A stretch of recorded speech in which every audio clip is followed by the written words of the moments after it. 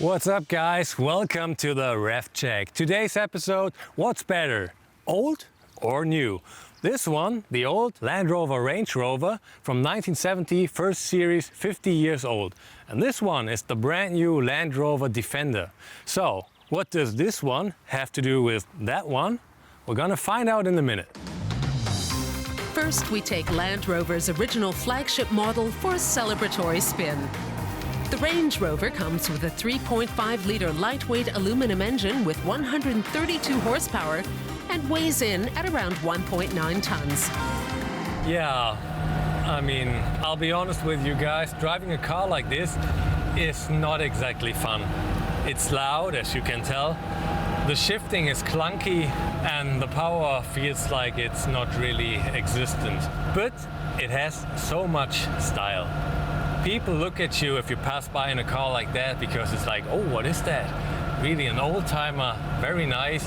And what's even more important, when this car came out in the 70s, it was one of the first SUVs that featured coil springs. Until then, they had leaf springs, which are less comfortable and, which is more important for cars like these, have less off-road capabilities. So, the coil springs that were used for this car found their way into newer generations of Defender, which also applies to the newest Defender, which we will be driving in a minute. The Range Rover was designed not only to go off-road, but also to be a nice ride. One thing you can't complain about in this Range Rover is the comfort. The seats are really cozy, almost feels like the old couch at your grandma's house. I mean, I can't imagine driving like hundreds of kilometers with this car, but simply because it's too loud. And quite slow. Next up is the latest generation, the all-new 2020 Defender. It's fitted with the latest gasoline and diesel engines, as well as a mild hybrid or MY version, with outputs ranging from 200 to 400 horsepower.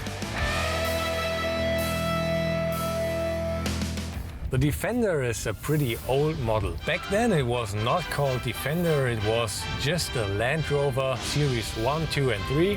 Next time you're late for work, it's worth remembering that nothing gets in the way of a Land Rover. Back in 1990, Land Rover renamed the car to Land Rover Defender, but only built it until 2016. And then they stopped building it, and the fans were heartbroken.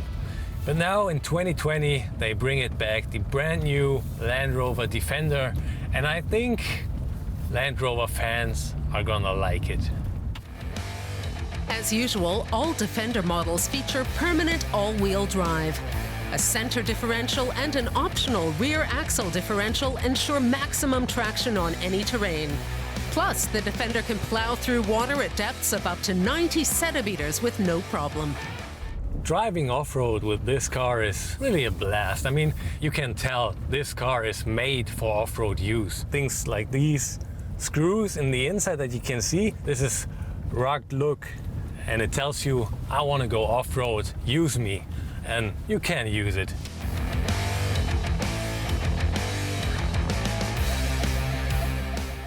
If I had to choose between a new and an old car, I'd always choose the new one. But that's maybe a question of age, because people, the older they get, they tend to like old-timers. Reason being, they can relate to these cars, and they grew up with them. I mean, when the first Land Rover Range Rover came out, I wasn't even born, so maybe that's the reason why I can't relate to old cars. And this is why you will still see me testing new cars. If you do choose a new Defender, it will set you back at least €49,700.